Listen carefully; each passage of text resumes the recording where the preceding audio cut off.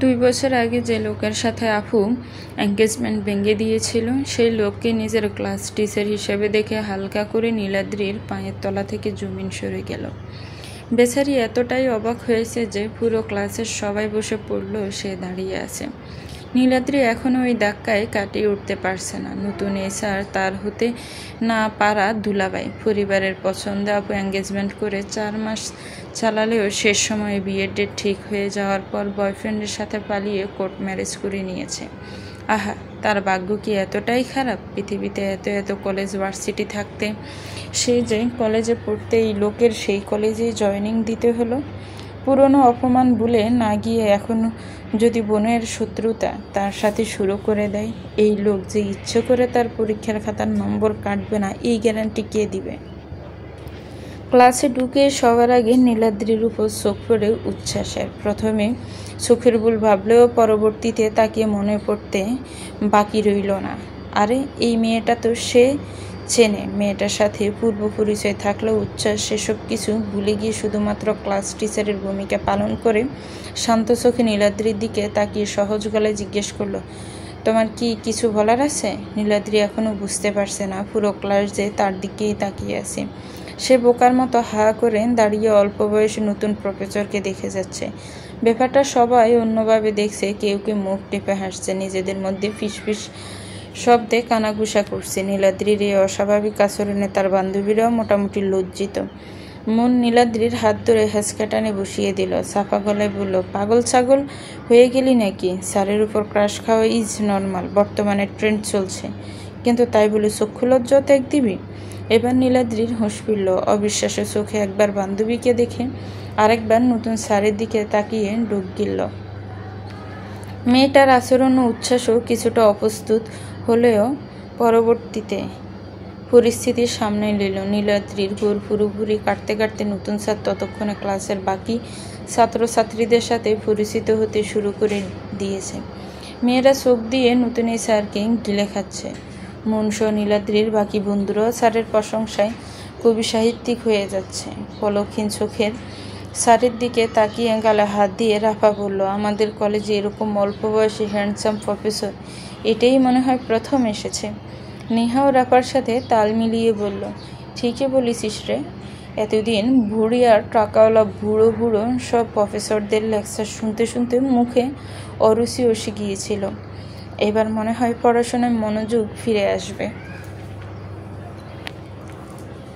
অন্তত স্যারের সাবজেক্টে ব্লেন্ডারে ব্লেন্ড করে জুস বানিয়ে খেয়ে ফেলতে হবে। আশঙ্কার কথা মনে করিয়ে দিয়ে মন বলল, কিন্তু এই স্যার কি পার্মানেন্টভাবে এসেছে? কেমিস্ট্রি ক্লাস তো হক স্যার নিত। স্যার অসুস্থ বলে স্যারের জায়গায় নতুন ছোকরাকে কিছুদিনের জন্য ক্লাস নিতে আনেনি তো? হক স্যার সুস্থ হয়ে ফিরে এলে ইনি আবার চলে যাবেন? মনের এই কথা শুনে রাফা নেহাত ভীষণ আহত হয়েছে বলে মনেও নীলাদ্রির খুশির রেশ রইল না। যাক, কয়েকদিনের জন্য এলে ঠিক আছে, পরীক্ষায় অন্তত নম্বর কাটতে পারবে না। এই প্রথম হক স্যারের সুস্থতার জন্য মন থেকে দোয়া করলো নীলাদ্রি, আল্লাহ তুমি শীঘ্রই স্যারকে সুস্থ করে দাও। স্যার সুস্থ হয়ে ফিরে এলে আমি 20 রাকাত নফল নামাজ পড়ব। ওই পাশের সবার সাথে পরিচয় হওয়া শেষ। এবার নীলাদ্রিদের পাশ থেকে প্রথম বেঞ্চে বসা মেয়েগুলোকে এক এক করে নিজেদের নাম বলছে। তৃতীয় বেঞ্চে কেন বসেছে এই দুঃখে নীলাদ্রির নিজেকে গালি দিতে ইচ্ছে করছে। আজকে পেছনে বসলেই ভালো হতো। দ্বিতীয় বেঞ্চের পরে এবার তাদের ফালা এলো। মুন, রাফা, নেহা সুন্দর মতোই দাঁড়িয়ে পরিচয় দিয়েছে। নীলাদ্রির ফালা এলে সে উঠে দাঁড়িয়েছে তো ঠিক, কিন্তু মুখ দিয়ে কোনো কথাই বের করতে পারছে না। নিজের নাম বলতে এত দেরি লাগছে দেখে ক্লাসের একটি মেয়ে বলে উঠল, স্যারকে দেখে মনে হয় নীলাদ্রি নিজের নামই ভুলে গেছি।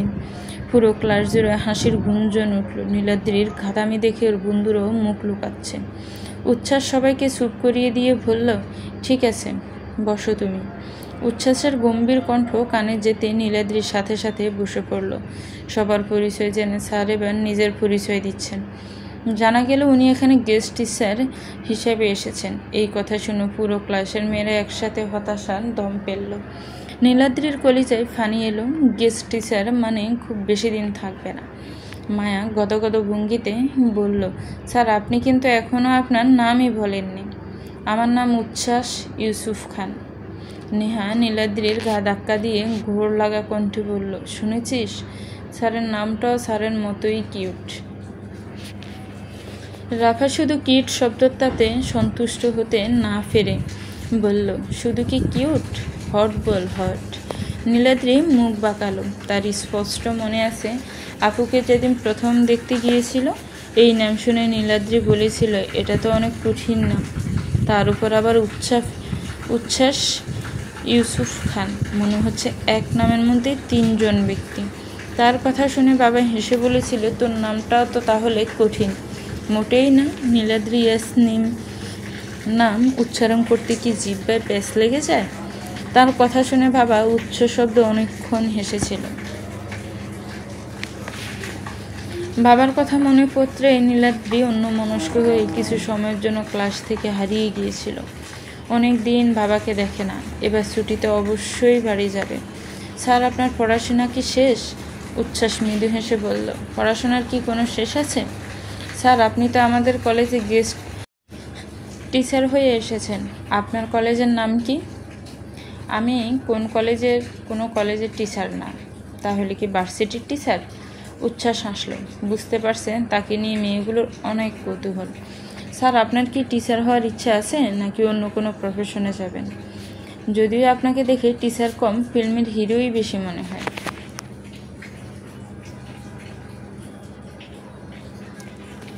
তুবার কথা শুনে পুরো ক্লাস হেসে উঠল। এদের হাহা হিহিতে নীলাদ্রি বিরক্ত বাড়ছে। মেয়েগুলোর এত কিছু জেনে কাজ কি? এই লোককে তো আর বিয়ে করবে না। এমনভাবে সব কিছু জেনে নিচ্ছে যেন পাত্রা দেখছে। পড়ার নামে ক্লাসে আজ গল্পই হলো। কলেজে যেন অল্প বয়সী শিক্ষক না থাকাই ভালো। এটার কারণ আজকে বুঝতে পেরেছে নীলাদ্রি। স্যারের বয়স কম হলে সারা বছর শুধু গল্পই হবে, পড়াশোনা আর হবে না। ক্লাস থেকে বেরিয়ে 3 বান্ধবী নতুন স্যারের কথাই বলছে। 3 জনের বকবকের মাঝে নীলাদ্রি নীরব ভূমিকা পালন করছে। স্যারের কথাগুলোও কত সুন্দর না? আমার শুধু শুনতে ইচ্ছে করছিল। শুধু কি কথা, ড্রেসিং সেন্স দেখেছিস? উনি তো ভালো করেই জানেন কোন রং ওনার উপর মানাবে। কথাবার্তা, চাল চলন, চেহারা, সুরত, কোয়ালিফিকেশন সব দিক দিয়েই একটা মানুষ এতটা পারফেক্ট কিভাবে হয় বলতো? তার উপর আবার অবিবাহিত। আমি তো স্যারের উপর ফিদা হয়ে গেছি। নিজেদের মধ্যে কথা এখনো শেষ হচ্ছে না। এর মাঝে মন দুম করে নীলাদ্রির পিঠে এক কিল বসিয়ে জিজ্ঞেস করলো, সব কথা একদিকে, স্যার ক্লাসে স্যারকে দেখে তুই এইরকম ভ্যাবলামি কেন করেছিলি? জানি নতুন স্যার প্রয়োজনে থাকে একটু বেশিই হট, তাই বলে তুই স্যার ছাত্রীর সম্পর্ক ভুলে যাবি? তোর জন্য আমাদের লজ্জা পেতে হয়েছে। কিলটা জোরেই পড়েছে। নীলাদ্রি ফিট বাঁকিয়ে নাক ফুলিয়ে রাগি মুখে বলল, আমি ভ্যাবলামি করেছিলাম? পৃথিবীতে আর মানুষ পেলি না? রাফা টেনে টেনে বলল, ভ্যাবলামি করেছিলে না? কি করেছিলি? তা তো ক্লাসেই দেখেছি। তোর তো মুখে বন্ধ হচ্ছিল না, এখন আবার ভাব নিতে এসেছিস। মুখ বন্ধ হচ্ছিল না কারণ তোদের ওই হ্যান্ডসাম মিস্টার পারফেক্ট স্যারকে 2 বছর আগে আমার বোন চরম চাকা দিয়েছে। আপুর সাথে এঙ্গেজমেন্টও হয়ে গিয়েছিল, কিন্তু আপু ওনাকে বিয়ে না করে দুলাভাইকে বিয়ে করেছে। নতুন স্যার নীলাদ্রির বোনের এক্সপিরিয়েন্সে শুনে 3 জনেরই সোয়াল ঝুলে পড়ল। অবিশ্বাস্য চোখে তাকিয়ে নীলাদ্রির দিকে বিশ্বাস করার চেষ্টা করছে। নীলাদ্রি বলে যাচ্ছে, ক্লাস ফ্রাস কিচ্ছু না। ওই লোককে ক্লাস টিচার হিসেবে দেখে আমি ভয় পেয়ে গিয়েছিলাম। আপুর প্রতিশোধ যদি আমার উপর দিয়ে তুলে। মন রাফা, নেহা কেউ বিশ্বাসই করতে চাইল না নীলাদ্রির বোন এত হ্যান্ডসাম ড্রেসিং একটা ছেলেকে রিজেক্ট করেছে। কিন্তু নীলাদ্রিও তো মিথ্যেও বলে না। অবিশ্বাস্য গলায় মন বলল, তোর বোন সত্যি সত্যি এই কাজ করেছে? ব্যথিত গলায় রাফা বলল, তোর বোন এই কাজ কিভাবে করতে পারলো নীলাদ্রি? তোর দুলাভাই কি উচ্ছ্বাস স্যারের থেকেও বেশি সুন্দর?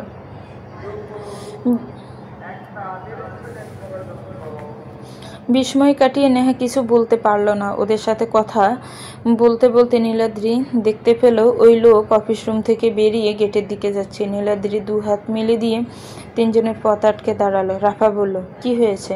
একটু পরে যায়। কেন? নীলাদ্রির সাথে সাথে ওরও গেটের দিকে তাকালো। ওহ, এই ব্যাপার। উচ্ছ্বাস স্যারকে দেখে নীলাদ্রি দাঁড়িয়ে পড়েছে। মন বলল, তুই কি উচ্ছ্বাস স্যারকে ভয় পাস?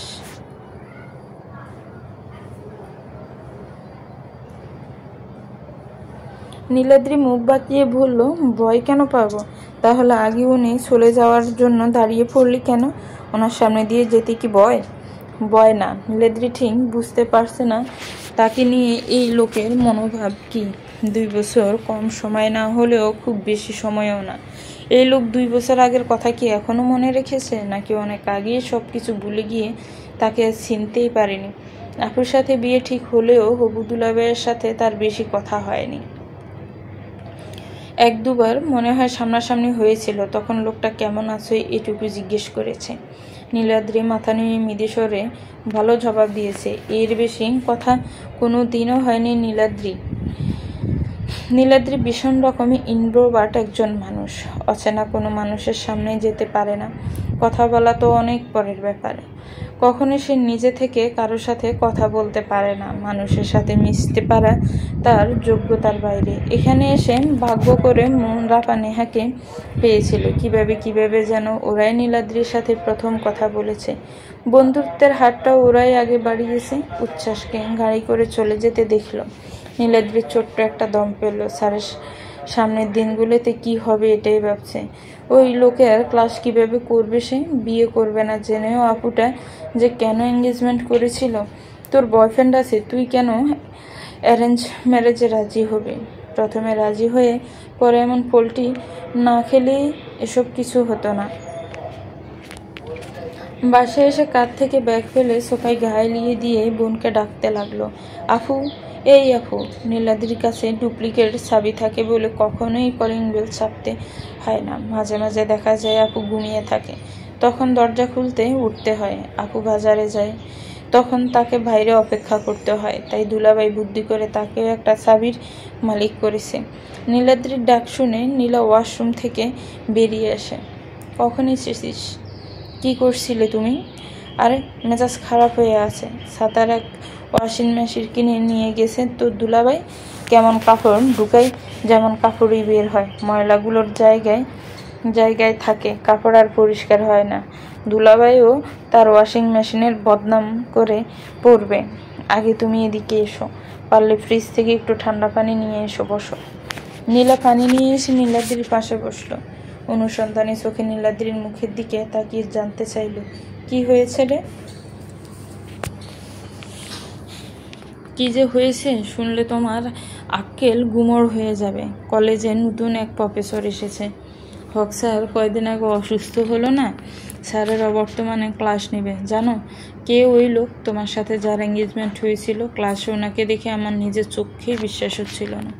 উচ্ছ্বাস নীলাদ্রির টিচার। নীলাদ্রি ভেবেছিল আপু শখ খাবে, কিন্তু বোনকে উল্টো হাসতে দেখে নীলাদ্রি নিজেই শখ খেলো। কৌতূহলে গলায় নীলাকে জিজ্ঞেস করলো, উচ্ছ্বাস তোকে চিনতে পেরেছে? নীলাদ্রি পানি খেয়ে মুখ বাঁকালো, বলল, এক্সপিরিয়েন্সের নাম শুনে এমনভাবে খুশি হচ্ছ যেন হারিয়ে যাও পুরনো কোনো বন্ধুর সন্ধান পেয়েছ।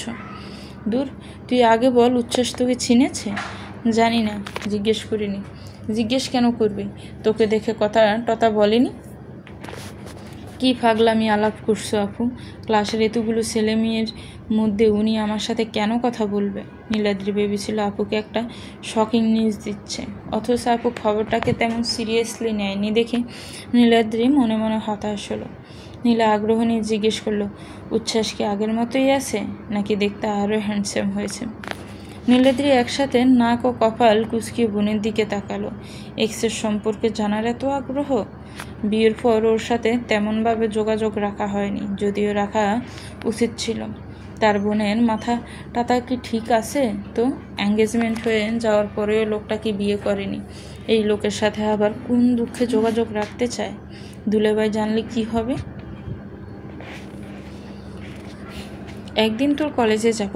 নীলাদ্রি চোখ কপালে তুলে বোনের দিকে তাকিয়ে বলল, তোমার এক্সের সাথে দেখা করতে? নীলাদ্রি আর কোনো কথাই খুঁজে পেল না। আজকে তার অবাক হওয়ার দিন। দুবার কলিং বেল ছাপার পর সালমান দরজা খুলে দিল। উচ্ছ্বাসকে দেখে হাসি মুখে জিজ্ঞেস করল, কলেজের প্রথম দিন কেমন গিয়েছে?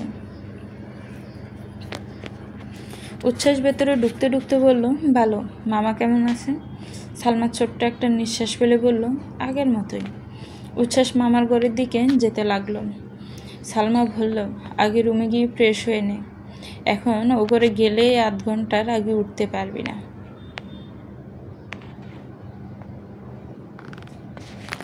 উচ্ছ্বাস মামির কথা মেনে রুমে চলে এলো। ফোন বাজছে তার।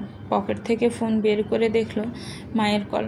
ফোন রিসিভ করে কানের সাথে ঠেকিয়ে শার্টের বোতাম খুলতে খুলতে বলল, বলো মা, কি করছিস? কলেজ থেকে ফিরলাম মাত্র। তুই আজ ক্লাস নিয়েছিস? ক্লাসে মেয়েরাও ছিল। গা থেকে শার্ট খুলে রেখে উচ্ছ্বাস বলল, মা প্লিজ, ওরা সবাই আমার স্টুডেন্ট, প্রচুর স্টুডেন্ট। তুই কি সত্যি সত্যি ওদের স্যার নাকি? তোর মামার বদলে কয়েকদিন ক্লাস নিবি। এখন ওরা তোর ছাত্রী হলেও কয়দিন পর থাকবে না। বাবা কোথায়? কোথায় আর থাকবে? তার থাকার জায়গা অফিস ছাড়া আর কোথায়? বাড়িতে সবাই কেমন আছে? সবাই ভালো। তুই তোর কথা বল। ক্লাসে কোনো মেয়েকে পছন্দ হয়েছে? হলে নির্দ্বিধায় আমাকে বলতে পারিস, আমি কাউকে বলবো না। মার সেই এক পেছাল। গত 1 বছর ধরে বিয়ে করে পাগল করে দিচ্ছে। ফটেঘাটে, মার্কেটে, হসপিটাল, যে কোনো জায়গায় মেয়ে দেখলেই হলো তাদের সাথে গিয়ে কথা বলে ফোন নম্বর সহ বাড়ির ঠিকানা নিয়ে আসবে। একদিকে মা, অন্যদিকে দাদি। এই 2 জন মানুষ তার বেঁচে থাকা মুশকিল করে দিয়েছে। তোমার ভাই অসুস্থ মা, তার কথা তো একবারও জিজ্ঞেস করনি। তার বিয়ের কথা থেকে সরিয়ে নেওয়ার জন্য মাকে ভাইয়ের কথা মনে করানো জরুরি ছিল?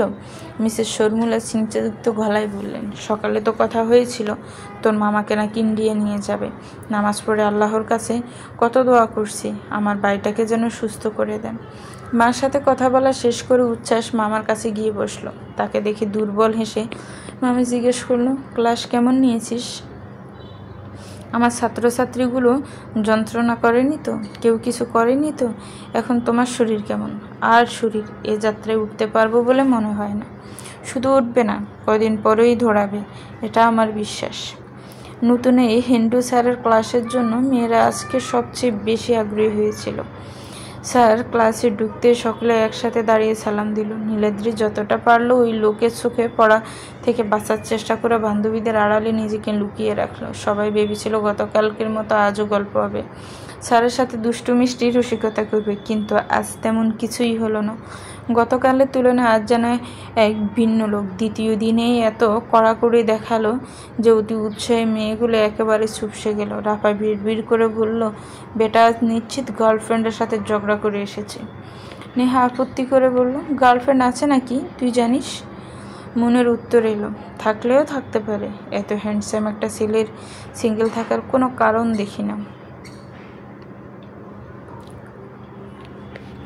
এদের বকবক শুনে বিরক্ত হয়ে নীলাদ্রি সাফা গলায় ধমক দিয়ে বলল, চুপ করবি তোরা?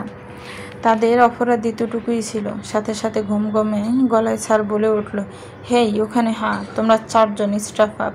কি কথা বলছিল? পুরো ক্লাস তাদের দিকে তাকিয়েছে। স্যারের হুকুম মেনে 4 জন উঠে দাঁড়ালো। লীনাদ্রি মনে মনে বলল, প্রতিশোধ নেওয়া শুরু করে দিয়েছে। গতকালও এই মেয়ে ক্লাসে ডিস্টার্ব করতে চেয়েছিল, আজকেও কথা বলছে। উচ্ছ্বাস কঠিন হতে চায়নি, কিন্তু ওরা হয়তো তাকে একটু বেশি সহজভাবে নিয়েছে। তীক্ষ্ণ চোখে মেয়ে 4 জনের দিকে তাকিয়ে কঠোরভাবে বলল, ক্লাস চলাকালীন কি কথা বলার সময়?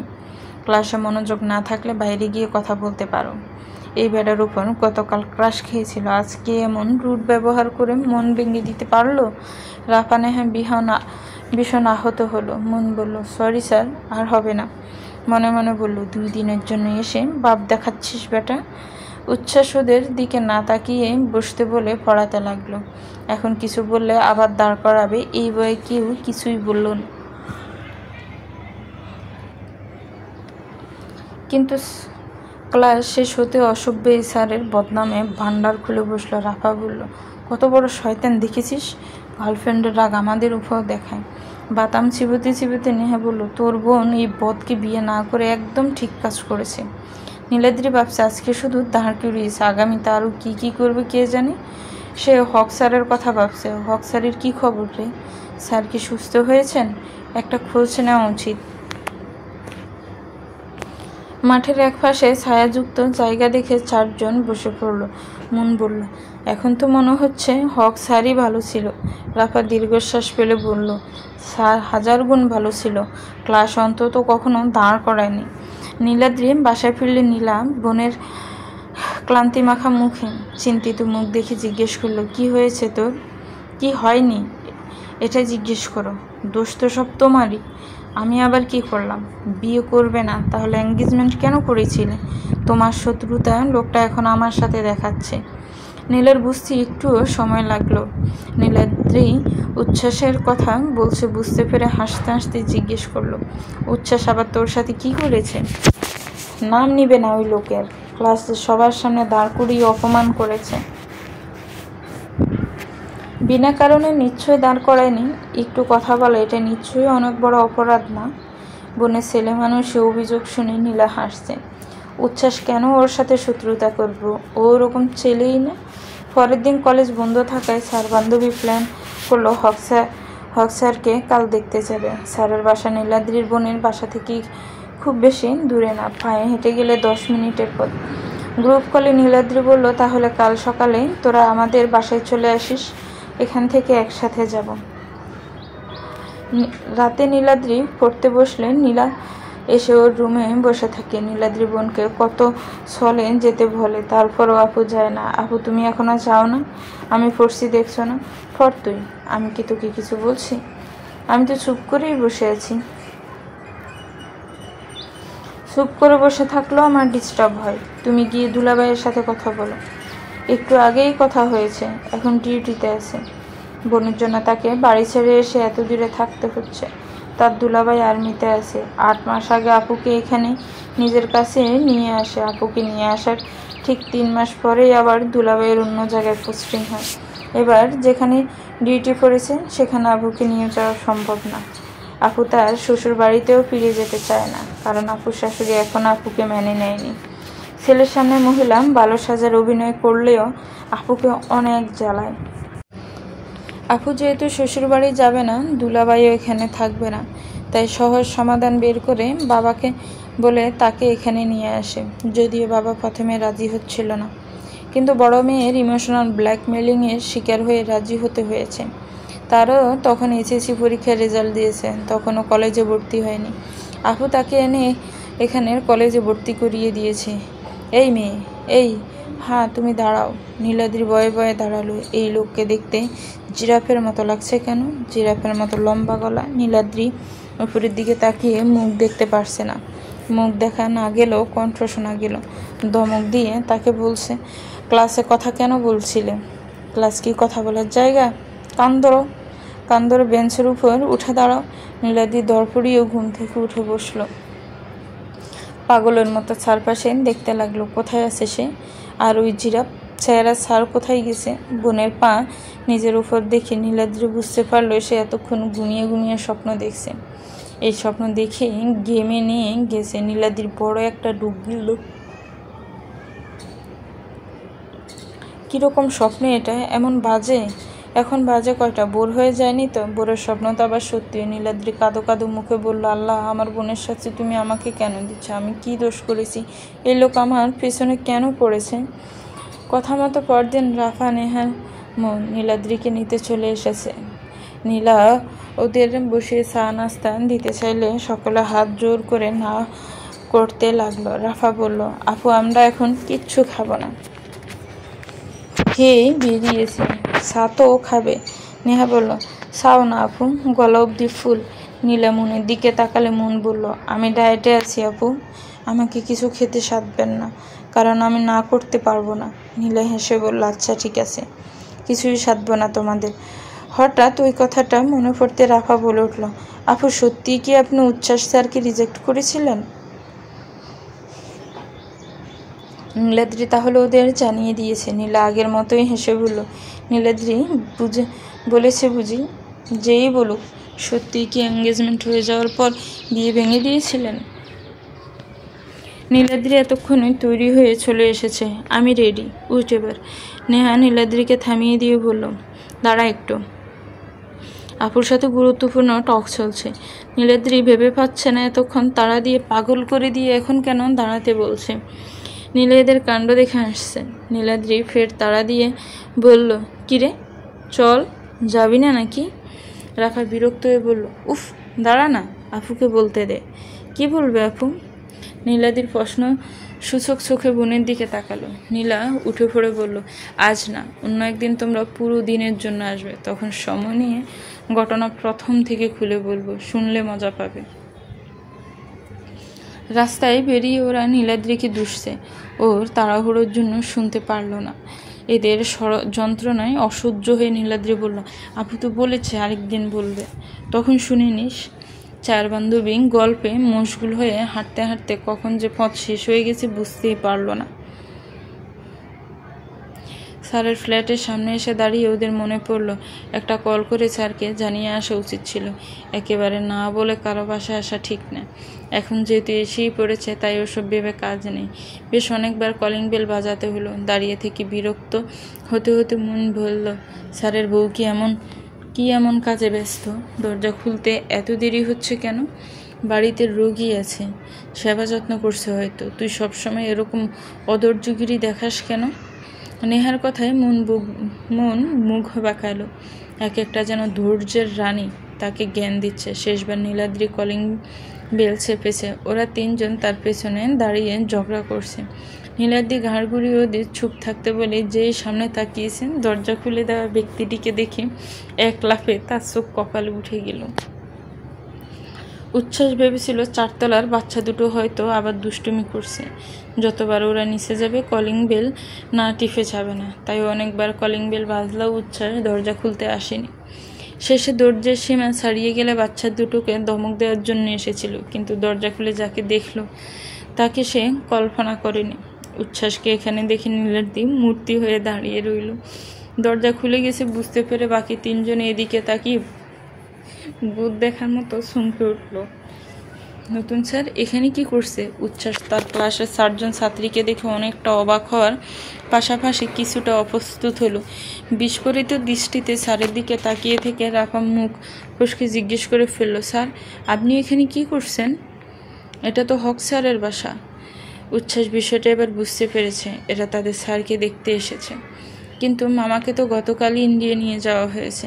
এরা তা জানবে না, এটাই স্বাভাবিক। রাফার প্রশ্নের উত্তর না পেয়ে নেহা জিজ্ঞেস করলো, হক স্যারের বাসায় আপনি কি করছেন স্যার? এদের গাদামি প্রশ্নের ধরন দেখে বিরক্ত মুখে মন বলল, বারবার কি এক কথা বলে যাচ্ছিস? উচ্ছ্বাস স্যারও মনে হয় আমাদের মতো হক স্যারকে দেখতে এসেছে। নীলাদ্রি অন্য কথা ভাবছে। এই লোকের পোশাক আশাক দেখে তো মন বলছে না উনিও তাদের মতো হক স্যারকে দেখতে এসেছে। মানুষ নিজের বাড়িতে যেমন থাকে ওনাকেও তেমন দেখাচ্ছে। উচ্ছ্বাস মেয়েগুলোর উদ্দেশ্যে জিজ্ঞেস করলো, তোমরা কি স্যারকে দেখতে এসেছো? নেহা বেচারির সাদা মনে কাদা নেই। সে চট করে বলে বসলো, দেখতে তো এসেছিলাম হক স্যারকে, কিন্তু এখানে এসে আপনাকে দেখতে পেলাম, এটাও খারাপ না। এদেরকে ভেতরে ডেকে অযথাই সময় নষ্ট না করে এখান থেকেই বলে দিচ্ছি, এটাই ভালো হবে। হক স্যার বাসায় নেই, চিকিৎসার জন্য ওনাকে ইন্ডিয়া নিয়ে যাওয়া হয়েছে। মন জিজ্ঞেস করলো, স্যারের স্ত্রী আছেন? না, উনিও স্যারের সাথে গেছেন। 4 জন কিছুতেই হিসাব মিলাতে পারছে না। স্যার বা স্যারের স্ত্রী কেউ বাসায় নেই। তাহলে স্যারের খালি বাসায় উনি কি করছেন? ভেতরেই বা ঢুকেছেন কিভাবে? মেয়েগুলো চোখ মুখ দেখে উচ্ছ্বাস বুঝতে পারছে এরা ভেতরে ভেতরে কৌতূহলে পেটে পড়ছে। এই মুহূর্তে এদের মনে অনেক প্রশ্ন আসছে, কিন্তু সেসব প্রশ্নের জবাব দেওয়ার উচ্ছ্বাসের কোনো আগ্রহ দেখা গেল না। সে কিছু বলে এদের বিদায় করবে। এর আগে ভিতর থেকে মনিকা ডেকে জিজ্ঞেস করলো, কে এসেছে রে উষু? দরজা খুলতে কতক্ষণ লাগে? বলতে বলতে উচ্ছ্বাস কী করছেন দেখতে মনিকাও বেরিয়ে এসেছে। মেয়েটাকে দেখা মাত্র 4 বান্ধবীর ছোঁয়াল একসাথে ঝুলে পড়ল। 4 জনের চোখে কোটর ছেড়ে বেরিয়ে আসতে চাইল। উচ্ছ্বাস এজন্যই এদের ভিতরে ডাকছিল না। আজ সকালেই মনিকা এসেছে। উচ্ছ্বাস কোনোভাবেই একে বিদায় করতে পারেনি। তাকে একটা মেয়ের সাথে একা বাসায় দেখে স্বাভাবিকভাবেই এই মেয়েগুলো নানান কথা ভেবে নিবে। শেষমেশ তার ভয়টাই সত্যি হলো। নীলাদ্রি, মন, রাফা, নেহা নিজেরা মুখ ছাই করলো। 4 জনের চোখের দৃষ্টি এক কথাই বলছে, হক স্যারের ফাঁকা বাসায় উচ্ছ্বাস স্যার একটা মেয়ের সাথে। ও মাই গড! এদেরকে দেখে মনিকাও বোকা হয়ে গেছে। এই মেয়েগুলোকে উচ্ছ্বাসের কাছে এদের কি কাজ? ওরা কারা? উচ্ছ্বাস মনিকার উপর প্রচণ্ড রাগ হলো। উচ্ছ্বাস সেই রাগ প্রকাশ করতে পারলো না। মনিকা আরও আগেই চলে গেলে ওরা তার সাথে মনিকাকে দেখতো না। মেয়েগুলো চোখে বলে দিচ্ছে ওরা উচ্ছ্বাসকে সন্দেহ করছে। ওরা আমার স্টুডেন্ট। ওদেরকে ভেতরে ডাকার উচ্ছ্বাসের কোনো ইচ্ছেই ছিল না, কিন্তু এখন ওদের ভেতরে না ডাকলে পরিস্থিতি সবচেয়ে খারাপ দেখাবে। এরা যা সন্দেহ করছে সেটাই সত্যি মনে করে নেবে। তাই ওদের উদ্দেশ্য করে উচ্ছ্বাস বলল, ভেতরে এসো তোমরা। এ সময় এসে এমনিতেই লোকটাকে অপ্রীতিকর অবস্থায় ফেলে দিয়েছে, এখন আবার ভেতরে গেলে ঘটনা আরও ভাজা দেখাবে। নীলাদ্রি মূলের হাত চেপে ধরে নিচু গলায় বলল, চল ফিরে যাই মন। মেয়েটাকে স্যার এখানে কি করছে প্রশ্নগুলোর উত্তর জানার জন্য মনেরও কম কৌতূহল কাজ করছে না। তারপরও নীলাদ্রির কথা মেনে নিল। সত্যি তারা ভুল সময়ে চলে এসেছে। মানুষ তার ব্যক্তিগত জীবনে যা খুশি করতে পারে, তাদের মাথা ঘামানোর তো কোনো অধিকার নেই। নীলাদ্রি আর মন ফিসফিস করতে দেখে উচ্ছ্বাস আবারও বলল, ভেতরে এসে বসো তোমরা। নীলাদ্রি মনকে আটকাতে পারলেও স্যারের কথা শুনে বাকি দুজন অলরেডি ভেতরে ঢুকে গেছে। ওরা ভেতরে চলে গেলেন। দরজা লাগিয়ে দেওয়ার সময় উচ্ছ্বাস ফুস করে দম পেল। আল্লাহ জানে কাল কলেজে গিয়ে এরা তাকে নিয়ে কোন কাহিনী রটাবে। এদের থেকে যে পুরো কলেজ বিষয়টা জানতে পারবে এতে কোনো সন্দেহ নেই।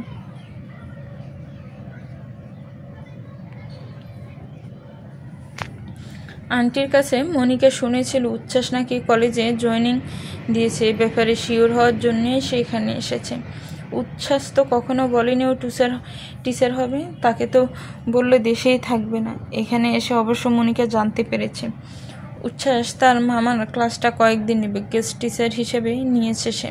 খুব বেশি দিন থাকবে না। ওরা নিশ্চয়ই তার মামার স্টুডেন্ট। মনিকা হেসে মেয়েগুলোর উদ্দেশ্যে বলল, আরে তোমরা লজ্জা পাচ্ছ নাকি? লজ্জা পাওয়ার কিছু নেই, এসো ভেতরে এসে বসো।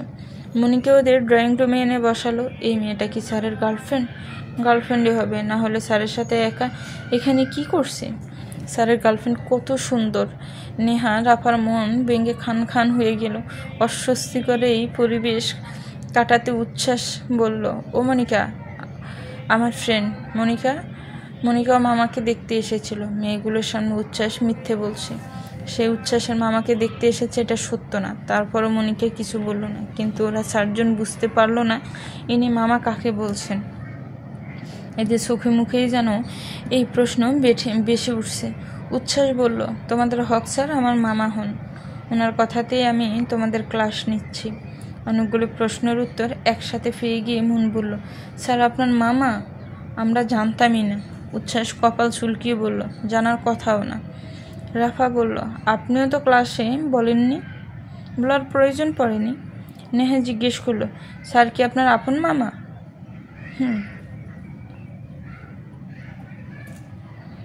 এদের মধ্যে বসে নীলাদ্রি ভাবছে সে এখানে কি করতে এসেছিল। আগে যদি জানতো এই লোক স্যারের বাগ্নে, তাহলে জীবনই ওখানে আসতো না। আর তার বান্ধবীগুলো আল্লাহর বান্দায় এখানে বসে গল্প জুড়ে দিয়েছে। ভেতরে আসারই কি দরকার ছিল? অস্বস্তিতে নীলাদ্রি সমানে পা নাড়াচ্ছে। উচ্ছ্বাস তা লক্ষ্য করে এক পলক নীলাদ্রির মুখের দিকে দেখল। প্রথম দেখাতেই এই মেয়ে তাকে চিনতে পেরেছে এটা নিশ্চিত। কিন্তু তারপরও তার সামনে এলে কেন এমন অস্বাভাবিক আচরণ করে কে জানে। তার সাথে নীলাদ্রির বোনের বিয়ে ঠিক হয়েছিল, কোনো একটা কারণে সেই বিয়ে হয়নি। এই কারণেই কি নীলাদ্রি তার সামনে সহজ হতে পারে না? সেই ঘটনা 2 বছর পেরিয়ে গেছে। বলতে গেলে উচ্ছ্বাস এসব ভুলেই গিয়েছিল, কিন্তু নীলাদ্রি দেখা যাচ্ছে এখানে ওসব কথা মনে রেখেছে। নীলাদ্রি চমকে উঠল নীলাদ্রি। উচ্ছ্বাসের মুখে নিজের নাম শুনে হকচকিয়ে গেল। সাথে সাথে রাতের স্বপ্নের কথা মনে পড়ে গেল। এই লোক এখন তাকে কান ধরে দাঁড়াতে বলবে নাকি? তার ডাক শুনে নীলাদ্রির ভয় পাওয়া, ঘাবড়ে যাওয়া সবটাই লক্ষ্য করলো উচ্ছ্বাস। মনে মনে হাসলো একটু। এই মেয়ে তাকে ভয় পাচ্ছে নাকি? কিন্তু ভয় পাওয়ার মতো কোনো কাজ কি সে করেছে?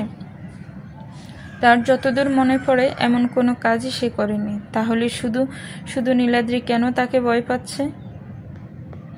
স্যারের মুখে নীলাদ্রির নাম শুনে নেহার আপা মন চট করে একযোগে নীলাদ্রির দিকে তাকায়। নীলাদ্রি নিঃশ্বাস আটকিয়ে বসে আছে, ঠোঁট কামড়ে ভয় ও চিন্তার কারণে পা নাড়াচাড়ার সাথে হাতও কসলাচ্ছে। মনিকা উচ্ছ্বাসের কণ্ঠে ক্ষীণ হাসির আভাস দেখতে পেয়ে আশ্চর্য হয়ে তাকিয়ে রইল। উচ্ছ্বাস নীলাদ্রির উদ্দেশ্যে বলল, তোমাদের স্যার সুস্থ হয়ে ফিরে আসবেন, এত বেশি টেনশন করার কিছু নেই। উচ্ছ্বাসের দৃষ্টি অনুসরণ করে মন নীলাদ্রির দিকে তাকিয়ে বুঝলো স্যার কেন এই কথা বলেছে। নীলাদ্রির পায়ের উপর হাত রেখে ছাপা কণ্ঠে বলল, পা নাচানো বন্ধ কর। উচ্ছ্বাসের ছাত্রীদের মনিকা নিজের গেস্ট হিসেবেই আপ্যায়ন করছে। ওরা কোনো কিছুই নিতেই না করলেও মনিকা অনেক বেশি জোরাজুরি শুরু করলো। মন বলল, না না, আপনি প্লিজ কষ্ট করবেন না, আমরা বসবো না, এক্ষুনি চলে যাব। সেটা কিভাবে হয়? আমি তোমাদের শুধু মুখে যেতে দিলে তো যাবে? মনিকা ইচ্ছে করে মেয়েগুলোকে দেখিয়ে দিতে চাচ্ছে উচ্ছ্বাসের সাথে তার সম্পর্ক কীরকম। যদিও সে জানে না এ বাসায় কোথায় কি আছে, আজই তো প্রথমবার এসেছে, তাই এদের সামনে থেকে উচ্ছ্বাসকে নিজের সাথে ডেকে নিল। তুই আয় না প্লিজ, হেল্প করে দিবি একটু। মনিকা যাওয়ার আগে ওদেরকে ভুলে গেল, বসো তোমরা, আমরা এক্ষুনি আসছি। মেয়েটার স্যার চলে যাওয়ার মাত্র ওদের পিসপিসানি শুরু হয়ে গেল। রাফার মন ভেঙে খান খান। আমি 200% শিওর এই মেয়েটা স্যারের গার্লফ্রেন্ড। মুখ বাঁকিয়ে নেহা বলল, সেজন্যই দেখলি না আমাদের সামনে থেকে কিভাবে স্যারকে ডেকে নিয়ে গেল।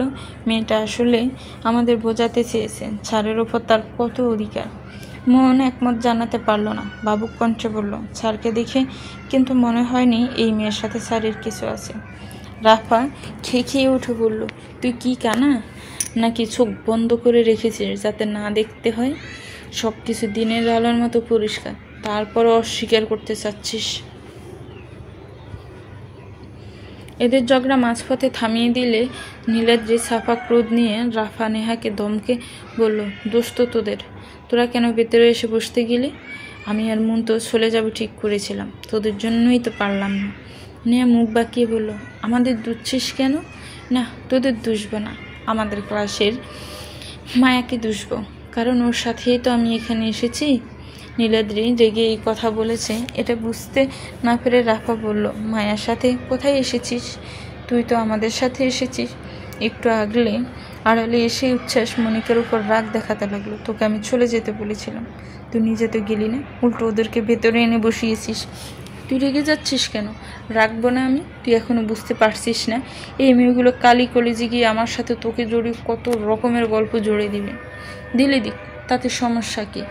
তোর সমস্যা থাকতে না পারে, কিন্তু আমার সমস্যা আছে। তুই আমার ফ্রেন্ড, এর বাইরে কখনোই তোকে আমি অন্য কিছু ভাবিনি, আর না ভবিষ্যতে ভাবব। আমি চাই না যা আমাদের মাঝে কোনো দিনও ঘটেনি, এমন কি ভবিষ্যতেও ঘটবে না, মানুষ তা নিয়ে সন্দেহ করুক। উচ্ছ্বাসকে মনিকা পছন্দ করে, শুধু পছন্দ না, ভীষণ পছন্দ। মনিকা এটাও জানে উচ্ছ্বাস হয়তো তাকে তার মতো পছন্দ করে না, তবে আজকের আগ পর্যন্ত তার মনে একটা আশা ছিল, তার ভালোবাসা দিয়ে হয়তো একদিন উচ্ছ্বাসের মন জয় করে নিতে পারবে। কিন্তু আজ উচ্ছ্বাসের কথাগুলো শুনে মনিকার সেই আশাটুকু শেষ হয়ে গেল। জলে টলমলে চোখে উচ্ছ্বাসের দিকে তাকিয়ে রইল। মনিকা তার হাই স্কুলের ফ্রেন্ড, মনিকাকে কখনো উচ্ছ্বাস কষ্ট দিতে চায়নি, কিন্তু মনিকা হয়তো তার নীরবতাকে সম্মতি ভেবে নিয়েছে। আমি জানি আমার মা তোর মাথায় এসব ভাবনা ঢুকিয়েছে, মাকেও আমি অনেকবার বলেছি, কিন্তু মা যে আমার কথা শুনেনি, বোঝাই যাচ্ছে। আমাদের ফ্রেন্ডশিপ অনেক পিওর মনি, এই সম্পর্কটাকে এভাবে নষ্ট হতে দিস না। চোখের পানি লুকিয়ে মনকে শক্ত করে মনিকা জিজ্ঞেস করলো, তুই আমাকে ফ্রেন্ড ভাবিস? এর বেশি অন্য কিছু ভাবতে পারবি না? ঠিক আছে, মেনে নিলাম। আমার জায়গায় অন্য মেয়ে থাকলে কি মেনে নিতে পারতি? আন্টি তোকে নিয়ে ভয় পায়, ওই ঘটনার পর তুই মেয়েদেরকে বিশ্বাস করিস না, এটা আন্টির ভয়। আন্টির এই ভয়টা কি সত্য? আমার সাথে অন্তত মিথ্যে বলিস না। এরকম কিছুই না। আর ওই ঘটনা তো আমি কবেই ভুলে গেছি। ওই একটা মেয়ের জন্য আমি সব মেয়েদের অবিশ্বাস কেন করবো রে? তার মানে ভবিষ্যতে তুই বিয়ে করবি, সংসারী হবে? কেন করব না? ভালো মেয়ে ফেলে অবশ্যই সংসারী হব, মার চাওয়া মতো সব কিছুই হবে, কিন্তু সেই সময়টা আগে আসতে দিতে হবে। তোর জন্য সেই সময়টা কবে আসবে বলবি একটু? এখন না, এটা শিওর। যাক, কয়েকটা বছর। আমার স্বপ্ন তো তুই জানিস। আন্টি যে কবে মনে করে তুই কোনো দিন বিয়ে করবি না। তোর আন্টিকে তো আমি কম বোঝাইনি, এবার তুই একটু বুঝিয়ে বলিস। বিয়ে শাদী না করে সন্ন্যাসী জীবন কাটানোর তার ছেলের কোনো ইচ্ছে নেই। নীলাদ্রি উঠে দাঁড়িয়ে পড়ল। এত অস্বস্তি নিয়ে আর বসে থাকা যাচ্ছে না। ওর সাথে মন উঠল। নীলাদ্রি বলল, ওদের ইচ্ছে হলে তোরা বসে থাক, আমি যাচ্ছি। দাঁড়া একটু, স্যারকে অন্তত আসতে দে। না বলে চলে যাওয়ার কেমন দেখায় না? রাফা নীলাদ্রির দিকে তাকিয়ে বলল, তুই এত যাই করছিস কেন? কারণ আমি তোর মতো বলদ না। নেহা দাঁড়িয়ে একটু এগিয়ে গিয়ে কিচেনের দিকে উকি দিয়ে বলল, অনেকক্ষণ তো হলো গিয়েছে, এখনো আসছে না কেন? স্যার কি ভিতরে কি করছে রে? তখনই ওদের আসার শব্দ শোনা গেল। নেহা দ্রুত সরে এসে বান্ধবীদের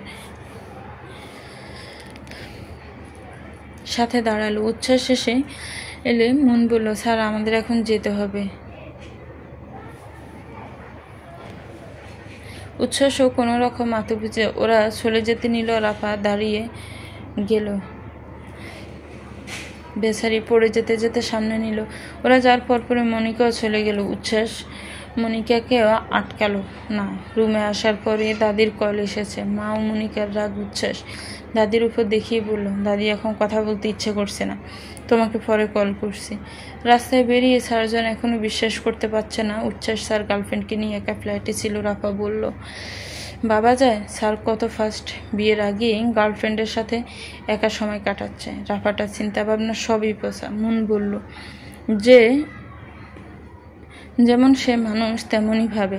এই কথা শুনে রাফা যেতে উঠে বলল, এই কথা দ্বারা কি বোঝাতে চাচ্ছিস তুই? তুই যেটা বুঝেছিস সেটাই বোঝাতে চেয়েছি। দুজনের মধ্যে ঝগড়া লেগে গেছে। নীলাদ্রি এক ধমকে এদের থামিয়ে দিয়ে বলল, চুপ কর না। স্যার তোদেরকে হয় তোদের ভাই বর, তাহলে ওনাদের নিয়ে ঝগড়া করে কেন নিজেদের মধ্যে সম্পর্ক খারাপ করেছিস? সত্যিই তো, স্যারকে নিয়ে তারা কেন ঝগড়া করছে? এই মেয়ে স্যারের গার্লফ্রেন্ড হোক বা কোন বোন হোক, এতে তাদের কি? নীলাদ্রি এত তাড়াতাড়ি ফিরে এসেছে দেখে নীলা জিজ্ঞেস করলো, স্যারের এখন কী অবস্থা? চিকিৎসার জন্য ইন্ডিয়ানা নিয়ে যাওয়া হয়েছে। বাসায় গিয়ে পাসনি? না, নীলাদ্রি আপুকে জানায়নি এই লোক হক স্যারের ভাগিনা। এমনিতেই আপু তাকে ওই লোকের ফোন নম্বর এনে দিতে বলেছিল। আপুটা কি পাগল? যাকে বিয়ে করেনি, এঙ্গেজমেন্ট ভেঙে দিয়েছে, এখন কেন তার সাথে যোগাযোগ করবে? লোকটাকে এতই যদি ভালো লাগতো তাহলে বিয়ে করে নিলেই পারতো। উচ্ছ্বাস ভেবে নিয়েছিল মেয়েগুলো হয়তো এতক্ষণে তাকে নিয়ে ব্রেকিং নিউজ বানিয়ে ফেলেছে, কিন্তু পরের দিন কলেজে এসে সে সেরকম কোনো কিছুর আভাস পেল না। ক্লাসে এসেও আজ মেয়েগুলোকেও শান্তশিষ্টই দেখতে পেল। উচ্ছ্বাস বই হাতে নিয়ে পড়ানোর সময় সে চশমা ব্যবহার করে। রাফা গালে হাত দিয়ে আফসোস করে বলল, স্যারকে এত হ্যান্ডসাম হতে কে বলেছিল? আমি স্যারের উপর ক্রাশ খাওয়া ছাড়তে পারছি না। চশমা পরলেও কাউকে এত সুন্দর লাগবে আমার কল্পনার বাইরে ছিল। চশমা পরার জন্য যাদেরকে এতদিন চাশমিশ ডেকে এসেছি তাদের কাছে ক্ষমা চাওয়া উচিত। নিয়ে ফোঁস করে দম ফেলে বলল, স্যারের গার্লফ্রেন্ড আছে ভেবে কষ্ট পাওয়াছে, আমার তো এটা ভেবে বেশি কষ্ট হচ্ছে। স্যার বেশি দিন আমাদের মাঝে থাকবেন না। হক স্যার সুস্থ হয়ে এলেই উনি চলে যাবেন। এরা আফসোস করলে নীলাদ্রি মনে মনে প্রার্থনা করে বলল, হক স্যার দ্রুত সুস্থ হয়ে ফিরে আসুক, এই লোক গেলেই বাসে। নীলাদ্রি যে স্যারের দিকে তাকিয়ে আছে এটা সে নিজেও বুঝতে পারেনি। বই সামনে ধরে থাকা উচ্ছ্বাসের পুরো মুখ ঢাকা, চোখ দুটো শুধু দেখা যাচ্ছে। সে বইয়ের উপর দিয়ে চোখ তুলে সরাসরি নীলাদ্রির দিকে তাকালো। নীলাদ্রি বুঝতে পারেনি স্যার এখনই তাকাবে। দুজনে চোখাচোখি হয়ে গেলে নীলাদ্রি তাড়াহুড়ো করে চোখ সরিয়ে নিল। উচ্ছ্বাস গম্ভীর স্বরে ডাকল, নীলাদ্রি।